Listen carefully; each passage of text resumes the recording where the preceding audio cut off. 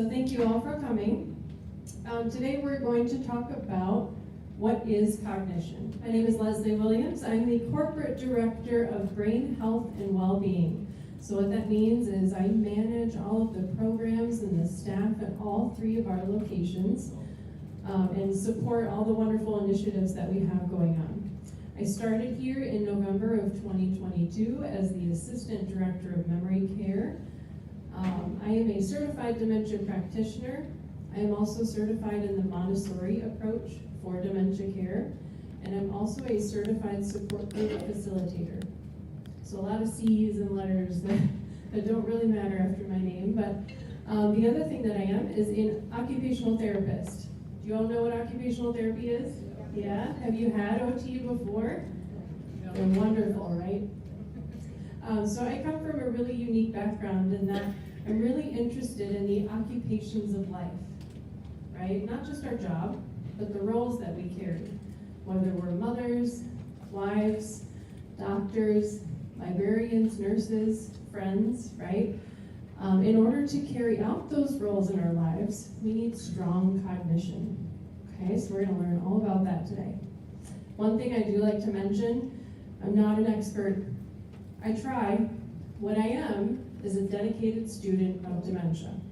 There is always something to learn. Whether you're a professor, a neuroscientist, an occupational therapist like me, I am a dedicated student on your behalf. Okay? So what is cognition?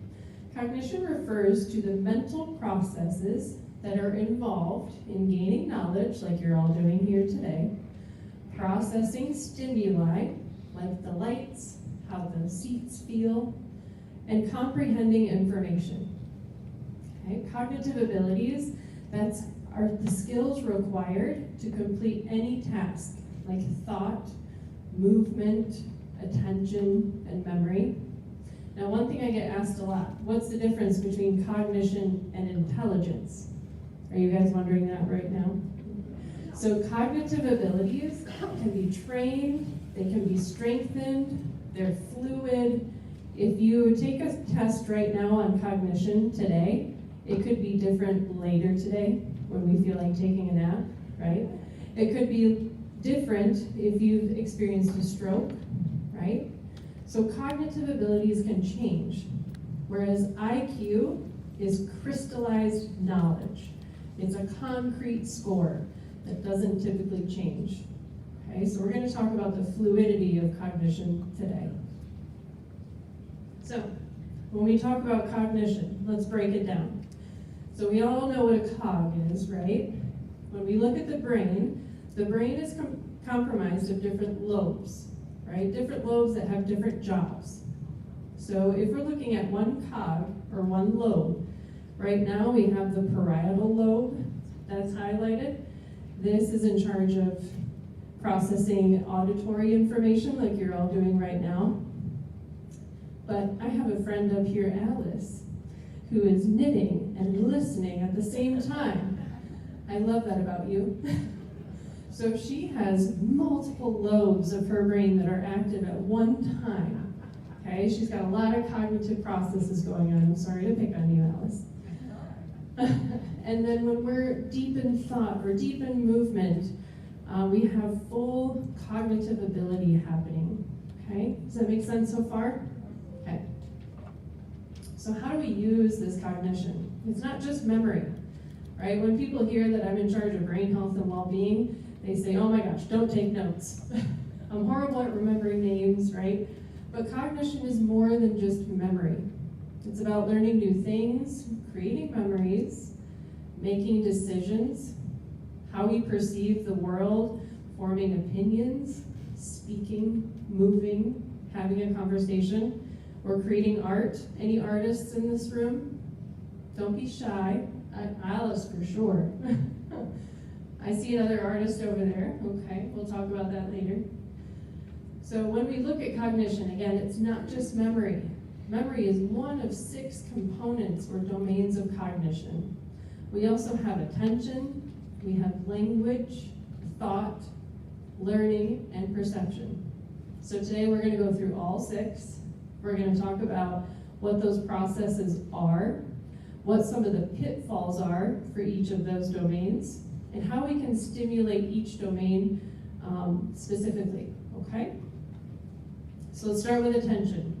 I want to commend you all right now because you are putting your attention to work as I speak. You have sustained attention. You're holding and maintaining focus for a long period of time.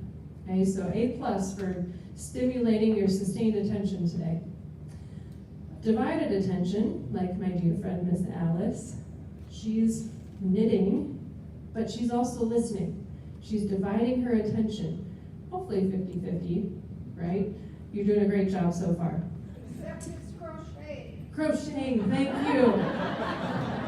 See, I learn something new every day too. Alice, I'll pay you later. And then we have selective attention. So some of you, I won't pick on you, because I don't know for sure, but you may be thinking about your grocery list right now, instead of paying attention to the words that I'm saying. How many of you need milk? Okay, all right, I'll see you at Aldi. And then we have alternating attention. Okay, so think about when we're making a recipe. For me, if I make a recipe, I also have the dog here. I have the cat jumping on the counter. I have the kids saying, Mom, when's dinner gonna be made? Right? So I'm following the recipe, I'm answering my kids, I'm shooing the cat off the counter. So that's alternating attention. Okay? We're tackling a to-do list.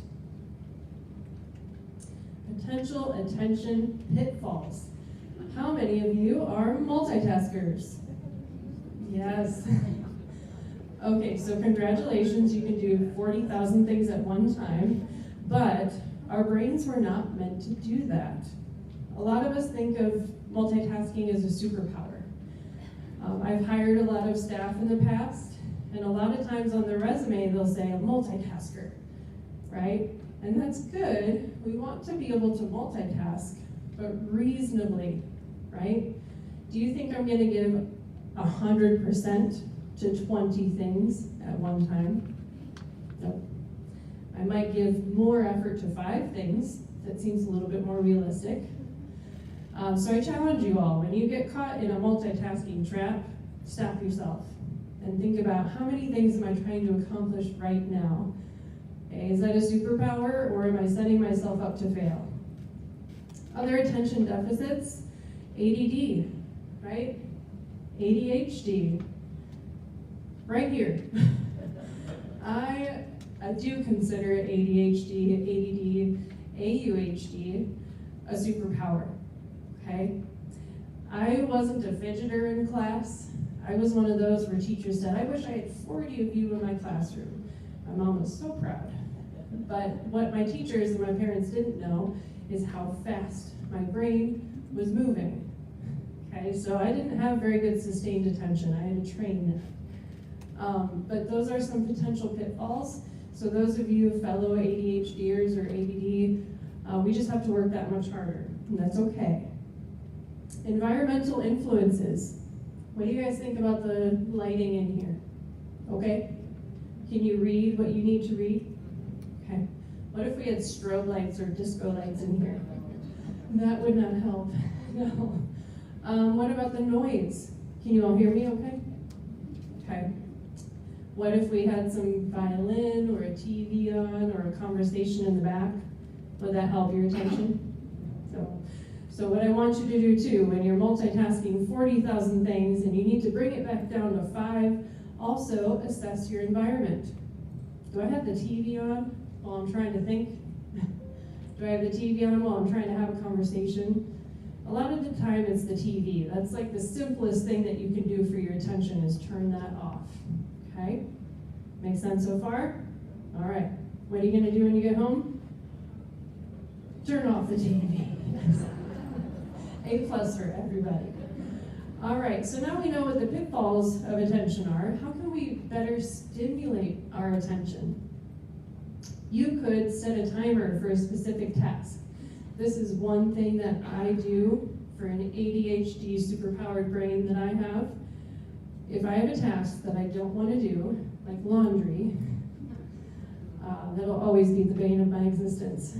I set myself a timer of 20 minutes.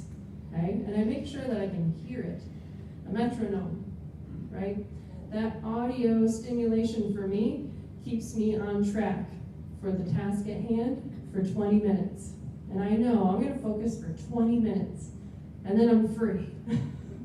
So that can help for some of you. Again, turn off the TV, set your phone aside. How many of us have our phone out on the table when we sit down for a conversation? Okay?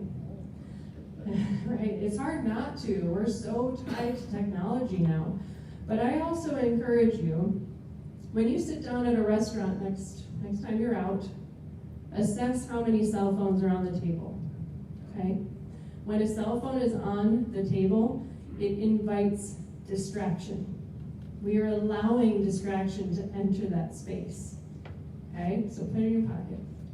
You can turn it on so you can hear it, but put it in your pocket. Get organized and decrease that multitasking. Who are my list makers in the room? Yes, I love a good list. Post-its, okay? Non-post-its, okay, everything in between. Back of an envelope. Anywhere you can make a list, make a list.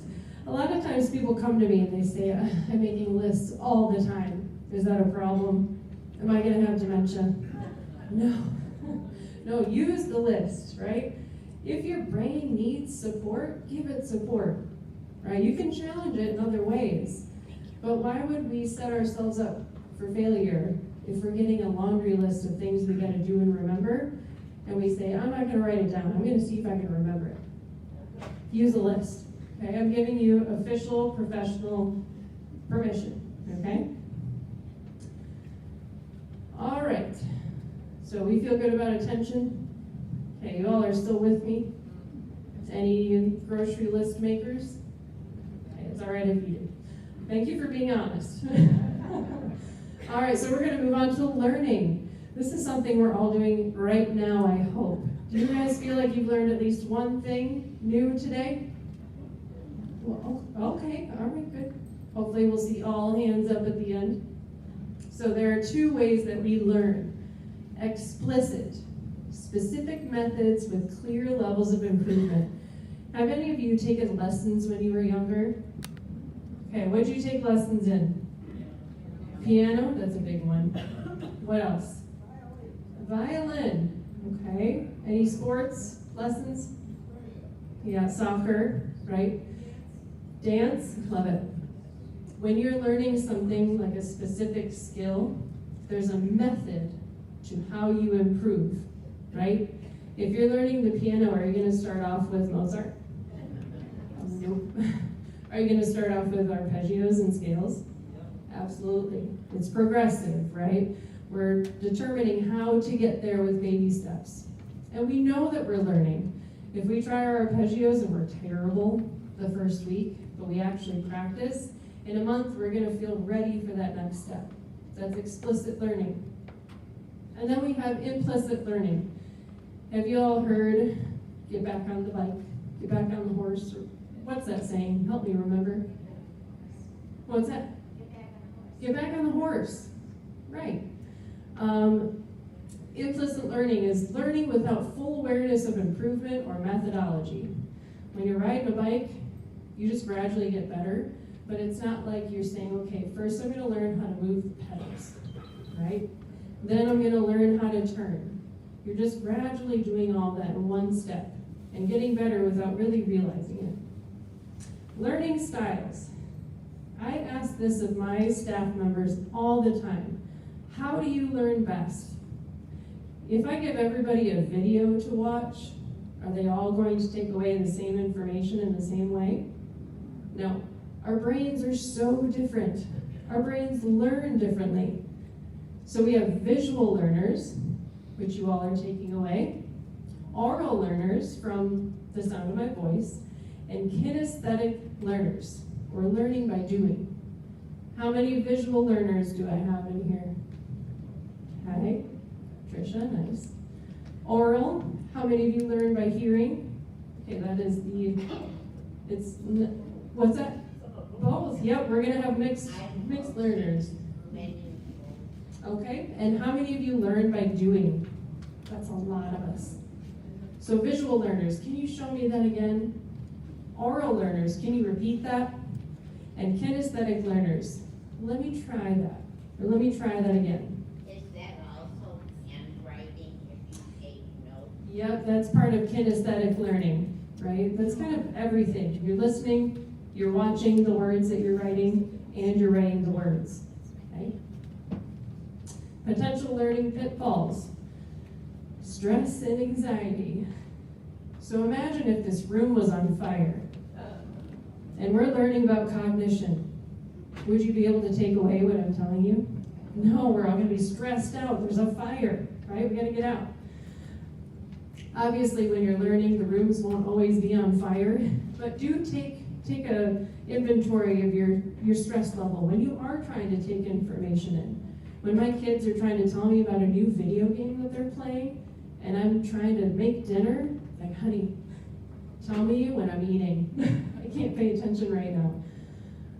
Mental and environmental distractions, overthinking, or being overstimulated. How many of you get overstimulated in certain situations? Okay, what happens when you're overstimulated? Anybody willing to share? No, you maybe get restless, maybe get, what's that? You shut down, you get irritable. Okay, when those things happen, that is like a brick wall for taking any new information in, right? Cognitive impairment. If you have mild cognitive impairment or a type of dementia, it's going to impact how you learn new things. But it does not mean that you can't learn new things, right? We also have learning disabilities, right? There are so many different types of learning disabilities out there. Do I have retired teachers in the room? Awesome, thank you. You may have had kiddos in your classroom with dyslexia, difficulty with reading, right? Dyscalculia, that one's hard for me to say. Difficulty with number-based information, that is me to a T. If you start telling me numbers, my brain goes, huh? Dysgraphia, difficulty with writing clearly and correctly. And then you have audio and visual processing disorder. Okay, we have to get really creative with those kiddos, but that can also mean any one of you in this room. We all have a type of learning and potentially a learning disability that we have to accommodate. So how do we stimulate learning? You can attend a presentation like today, A+ is for all of you, workshop, performance, know your learning style. You can go online, type up in Google, learning style quiz, and you can figure out what type of learner you are. You can learn something new, like a recipe or a game, or dedicate yourself to a new practice. Tai Chi, pickleball is a really big one right now, or even chess. My 10-year-old is teaching me chess right now. Boy. He loves playing me because he knows he's gonna win. It's great for his confidence. All right, we all feel good about learning? Yes, okay. We're gonna move on to language. So we have different types of language. We have object naming. So if I had an apple in my hand, you would all know that's an apple, right? So definitions, vocabulary, word finding and fluency. Now this is gonna be a vulnerable moment, but I encourage all of you. How many of you struggle with finding the right word? Yes. How many of you remember that word at 3 a.m.? Right? Most inopportune time. You're probably getting calls from friends like, I remember the name of that place now. Please don't call your friends at 3 a.m., but you can write it down. Then we have grammar syntax. We know that noun, verb, noun is the way that we typically structure a sentence. And then receptive language. As I'm giving you instruction, right, you're able to follow that. Or when we're driving, we see a stop sign, what do? We stop. And then understanding conversations. This is a transaction, right? So in order to have a transaction, you have to understand what's coming in, right? So potential language pitfalls. Sensory changes. When our hearing changes, our language can change. Both my mom and my daughter wear hearing aids, okay? They have to wear hearing aids so they get the right information in. My daughter has to sit at the front of the classroom so she gets the optimal input of information so she knows how to act, right? If we don't hear or wear our hearing aids, that can impact the information coming in and the output that the receiving end gets from us. So wear your hearing aids if you have them. Vision loss too, obviously. If you don't have your glasses, you can't see. That's an issue. My 10-year-old son, we just got glasses for him. And I will never forget when he put those on for the first time. He said, "Mom, is this what the world looks like?" First of all, I felt like a terrible mom for not getting him glasses sooner, but he loves his glasses. He'll fall asleep with his glasses on now, so super sweet.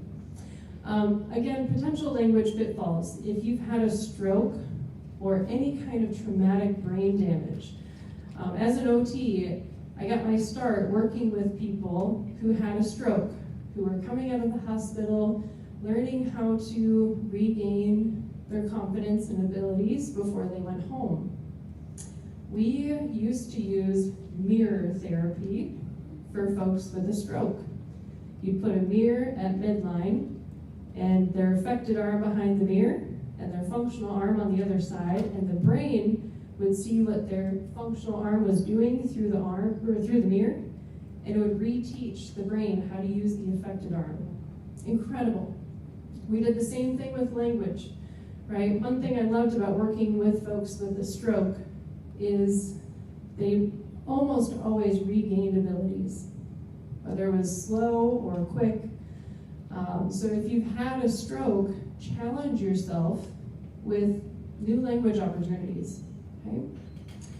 Normal brain aging and other types of impairment, difficulty finding words, right? Tip of the tongue, it's right there, just can't quite get it.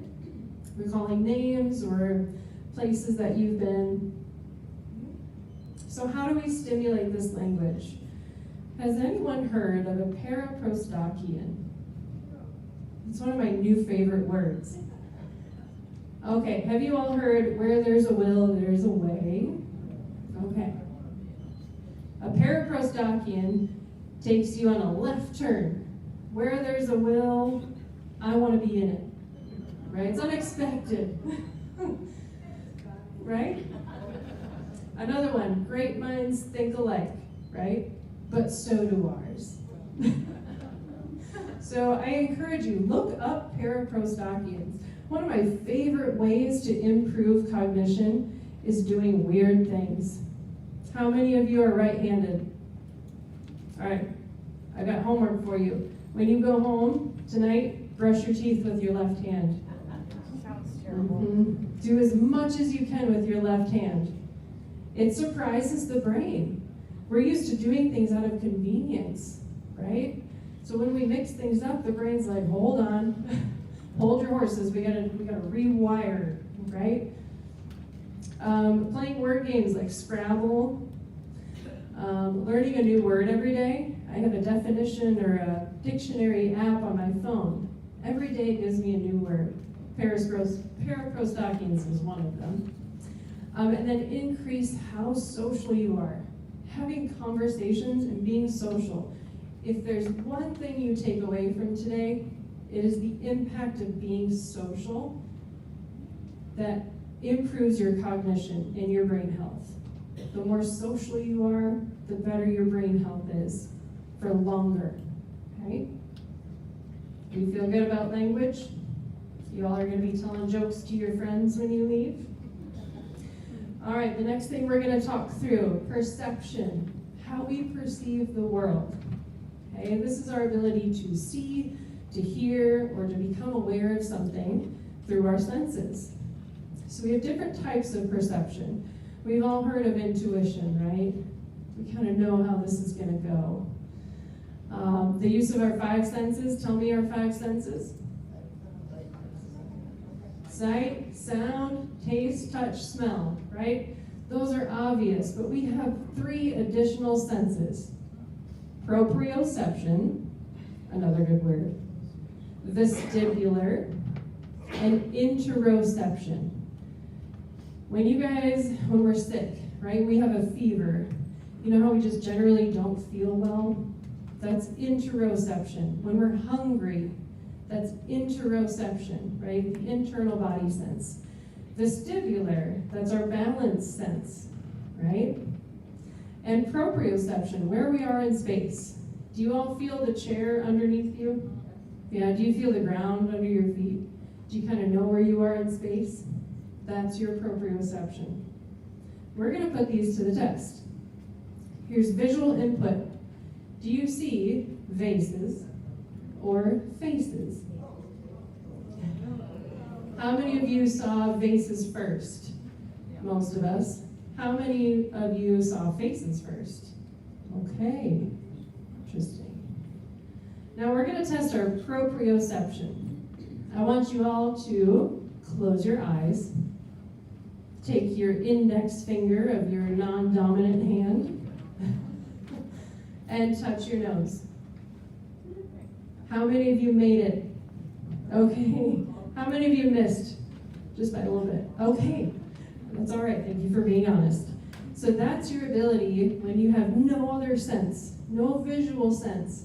Our proprioception reminds us that our nose is here. Pretty cool, huh? And then our vestibular sense. I will demonstrate. Okay, so if I stand here and I lift one foot up, I'm struggling a little bit, right? If I close my eyes, do you see the difference? Right? I get rid of my visual sense to help me with balance, and it's simply the inner ear that keeps me upright. Pretty cool. Oh, I love the body and the brain so much. So how are our perceptions potentially pitfall, right? So attitude. I know this sounds really silly, but our attitude is one of the most important filters for our perception. If we think it's going to be a crappy day, it's going to be a crappy day, right? If we wake up and say, you know what, today might be challenging, but I'm going to find the joy, and you keep finding the joy throughout the day, believe it or not, you are going to rewire your brain to find the joy in life. It is scientifically proven. There is impact in thinking positively. That doesn't mean toxic positivity. That just means finding the good throughout the day. Okay? Attention. If we're not paying attention, we can't take in all those perceptual senses coming our way, right? Dementia.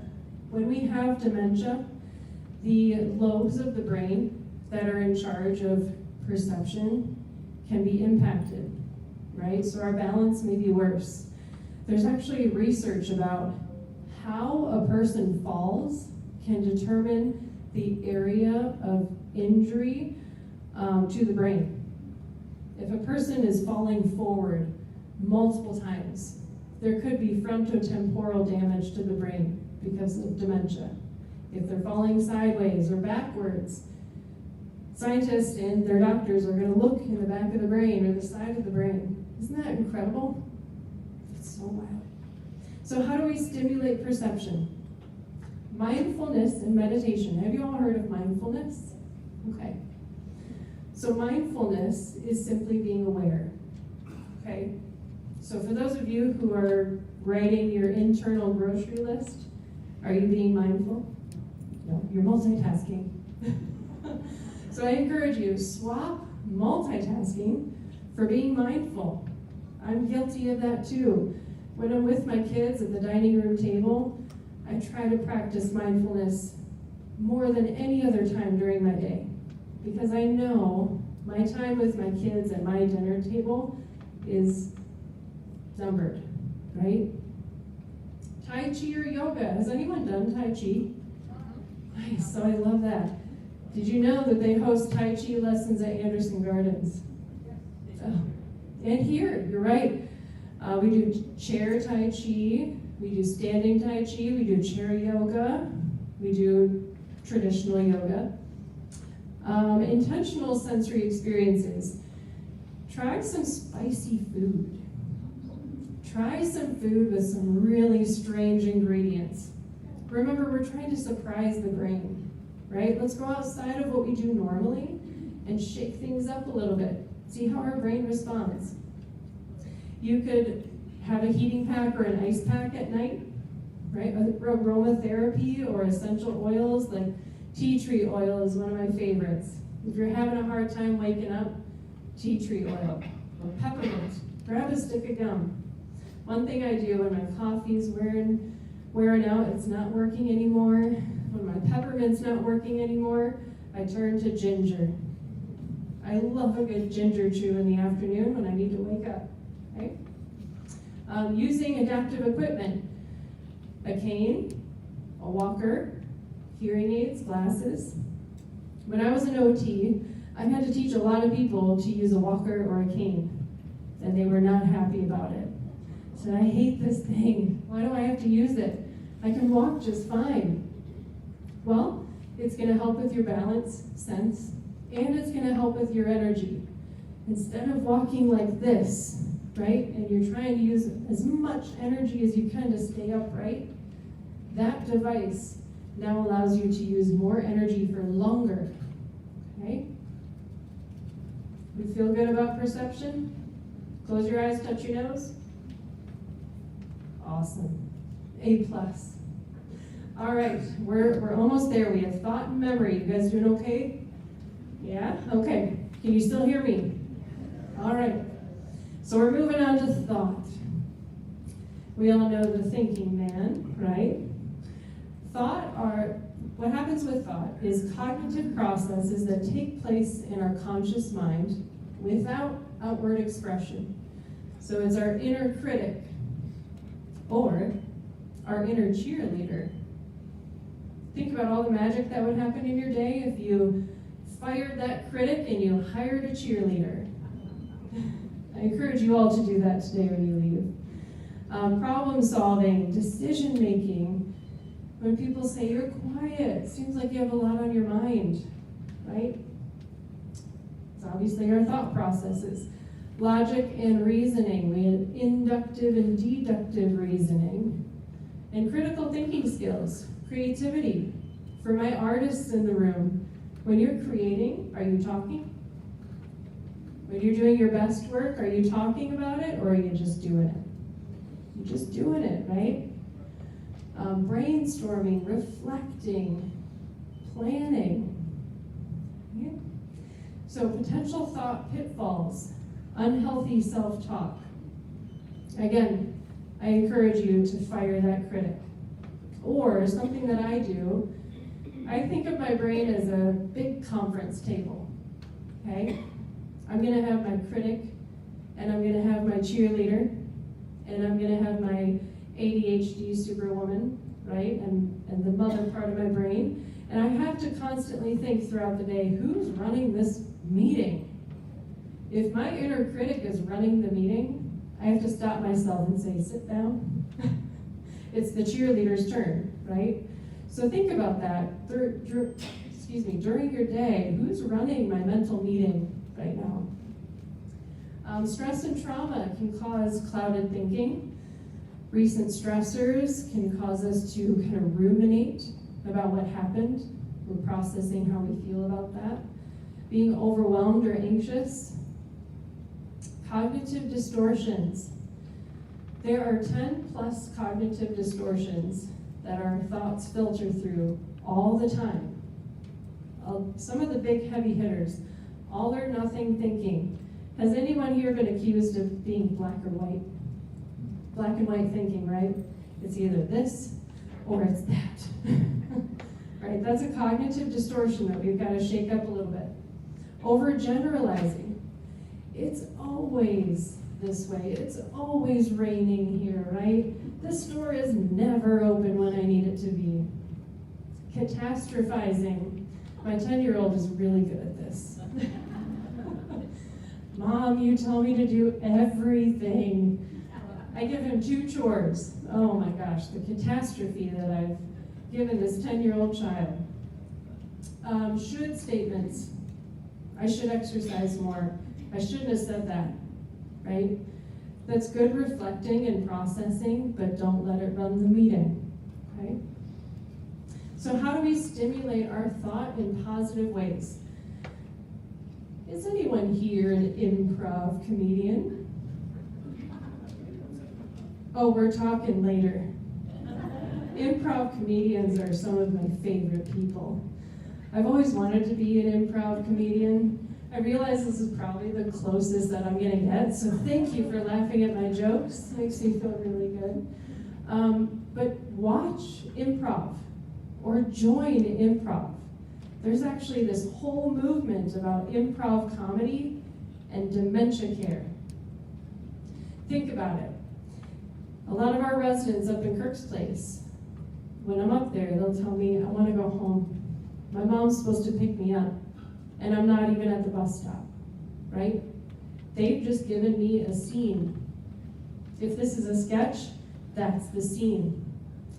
Is it going to help them to say, I'm sorry, your mom passed away and there is no bus, right? How do you think that's going to make them feel? Pretty terrible, aggravated. What do you mean my mom passed away, right? So if their mom is waiting for them, they need to get to the bus stop.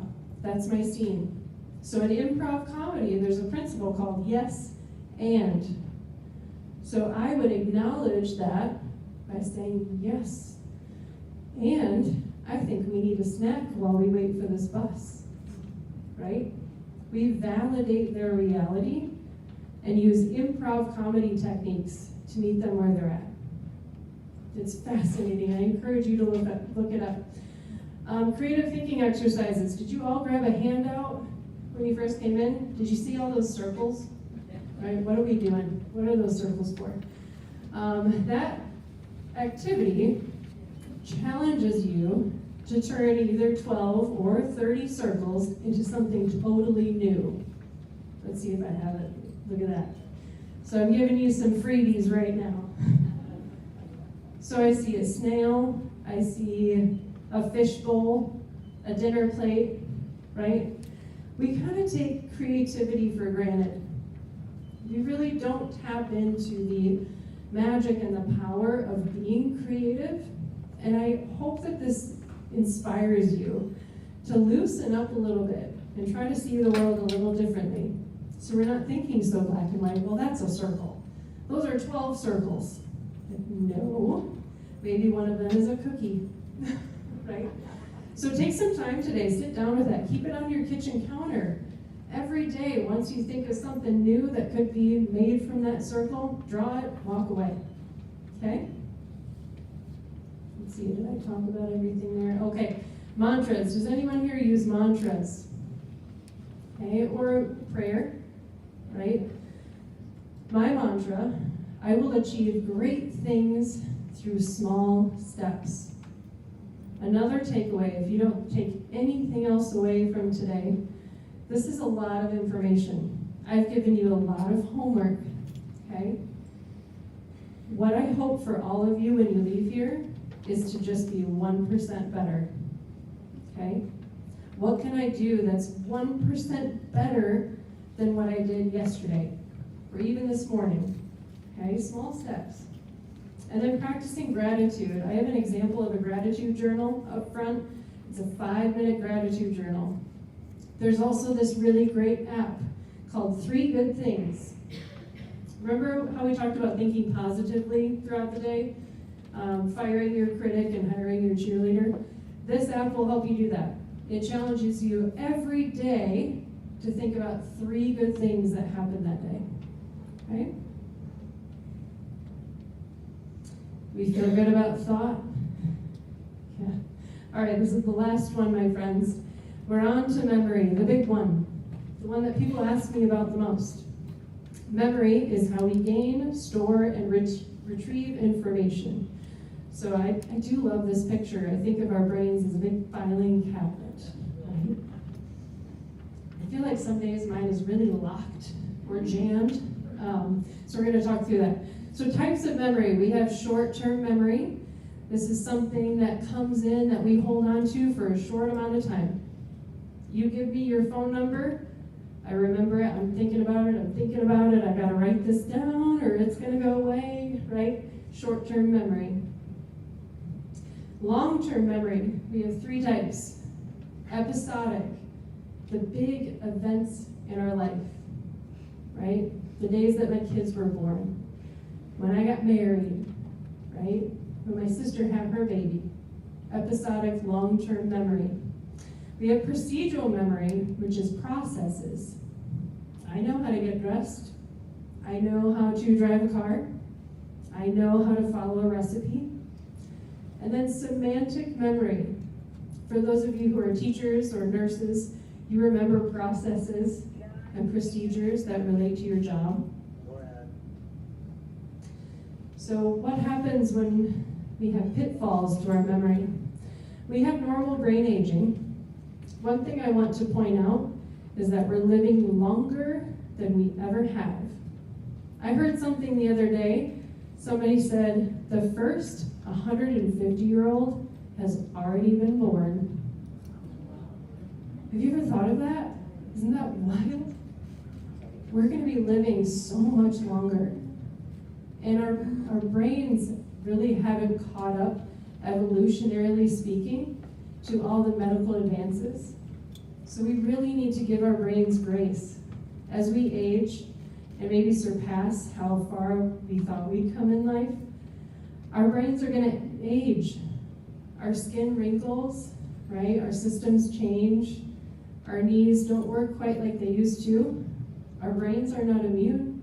We will forget names. That's okay, and that's normal. We will forget why we walked into this room. We will also forget, for the 12th time, where did I put my coffee cup? Most often it's still in the microwave. But normal brain aging, I really want to highlight this. Minor forgetfulness. If you briefly forget something, but remember it later, that's normal, even if it's 3 a.m. Delayed word finding. If you can't quite find it, it's tip of the tongue. It's right there. I can't believe I forgot the name of this person that I've known for 12 years, right? That's normal as long as it comes back to you, right? And then increased processing time. Again, our brains are aging. You got to give them grace. As I'm talking to you and giving you this information, the tone and the volume and the pace in which I tell you new information is all intentional. Okay? When I pause between sentences, it's so our brains can catch up. Okay?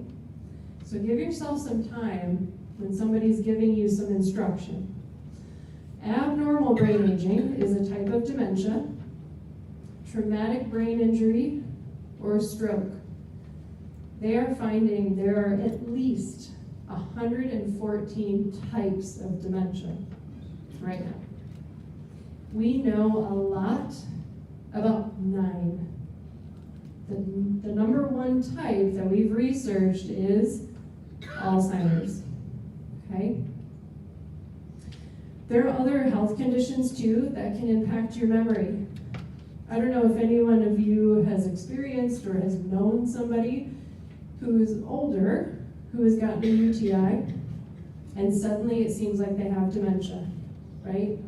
For whatever reason, as we get older, the way that a UTI is processed by the brain is extremely impactful on our cognition negatively.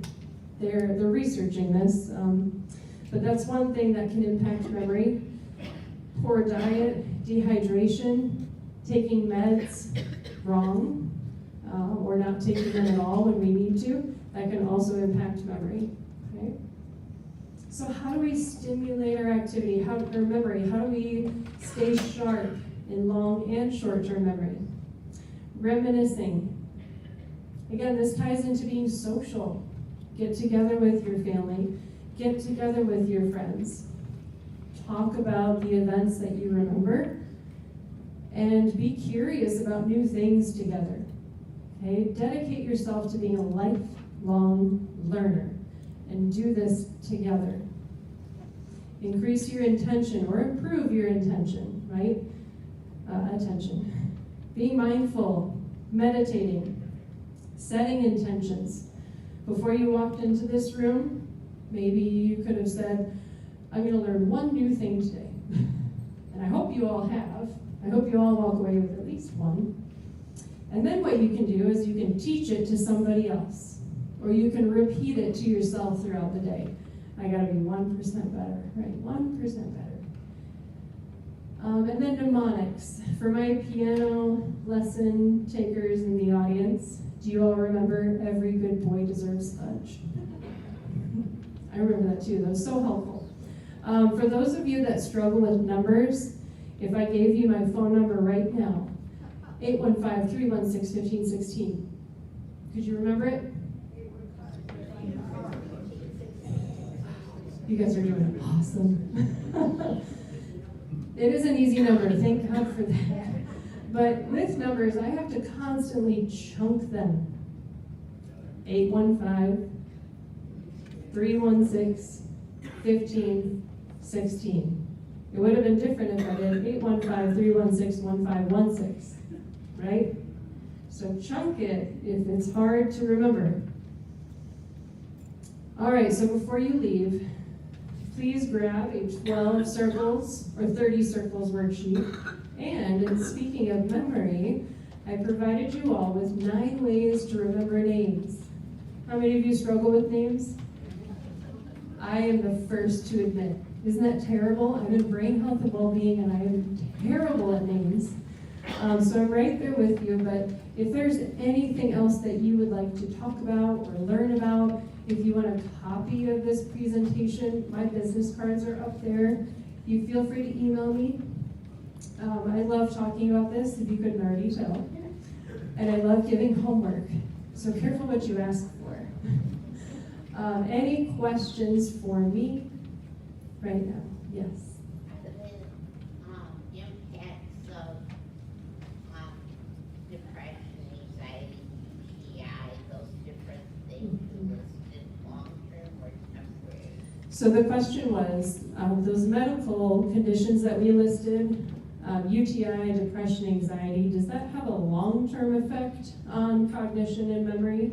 It can, right? If it goes undiagnosed or untreated or mistreated, it can have long-term effects. There is a lot of research behind the impacts of depression on future dementia diagnoses.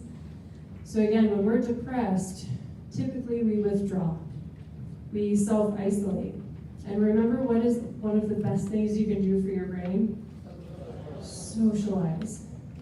I know that's hard when we are feeling depressed, when we get into depressive episodes, or for those of us that struggle with chronic depression.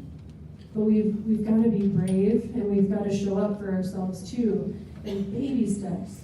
Even if it's a 5-minute phone call, it's better than nothing. Okay? Any other questions for me? Where do I park my car? We'll talk. Sorry. That's my attention. Yes, Dave.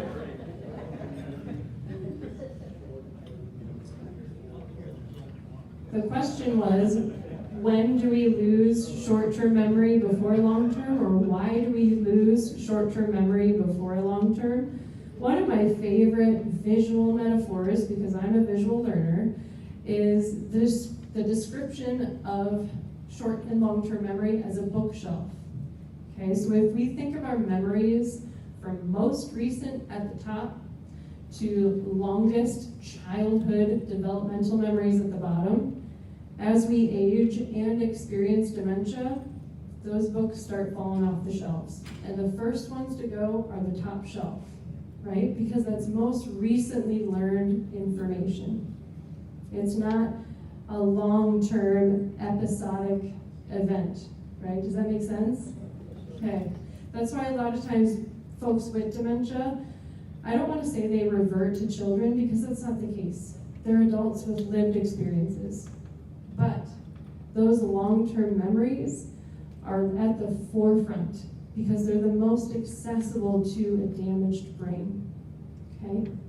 Does that make sense? Okay, did I answer your question? A little bit, I know it's a little gray, but I'll do some research on that for you. Any other questions? Yes? You mentioned toxic positivity. Yes, toxic positivity. Okay, that one's tricky. It's not that I don't appreciate those who are positive, but there's something to be said about validation.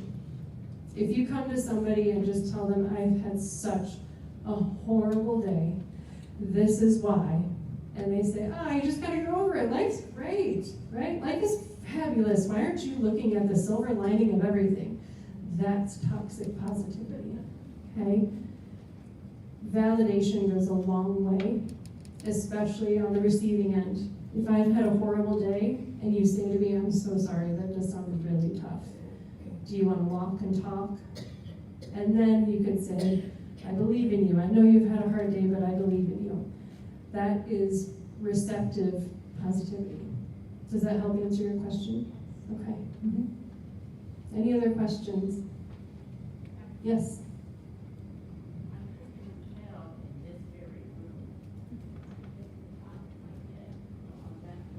Uh-huh.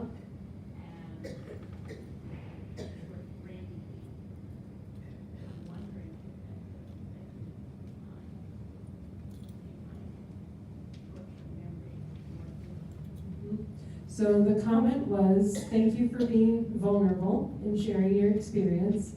She shared that in this very room, she fell and hit the top of her head on that door frame. She did incur a brain bleed, and she asked if that could impact short-term memory. The brain it's a floating organ, right? And it's protected by fluid, so that when we move, it's got a little wiggle room.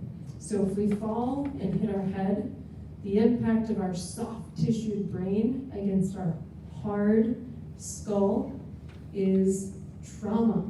It's trauma to the brain. So we will see changes, whether it's short-term or long-term. It could have very well impacted your short-term memory.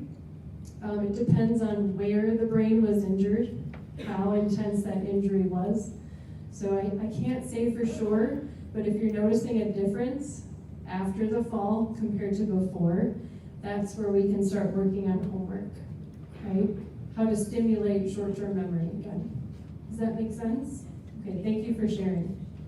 Any other questions, comments? No.